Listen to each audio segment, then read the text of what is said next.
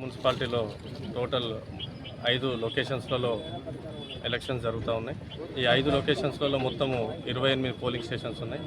ఈ 5 లొకేషన్లలో కూడా సిపి గారి ఆదేశానుసారం పటిష్టమైనటువంటి బందోబస్తు ఏర్పాటు చేసుకోవడం ఇప్పటి వరకు ప్రశాంత వాతావరణంలో జరుగుతున్నాయి. ఓటరు స్వేచ్ఛగా వచ్చి తన ఓటు వినియోగించుకునేలా మేము బందోబస్తు ఏర్పాటు చేసుకోవడం జరిగింది. బందోబస్తు అనంతరం ఎలక్షన్ పోలింగ్ 5 గంటలకు రిటర్నింగ్ ఆఫీసర్ ఆదేశానుసారం పోలింగ్ ముగియనుంది. ఆ తర్వాత వీటన్నిటిని కూడా బందోబస్తు మేము నిర్వహిస్తున్నాం. దాంట్లో భాగంగానే ఈరోజు ఇక్కడ జూనియర్ కాలేజీలో స్ట్రాంగ్ రూమ్ ఉంది. అక్కడ వరకు కూడా స్ట్రాంగ్ రూమ్ వరకు కూడా అన్ని బ్యాలెట్ బాక్సులు కానీ అన్నీ చేరేంత వరకు పటిష్ట బందోబస్తు ఏర్పాటు చేయడం జరుగుతుంది.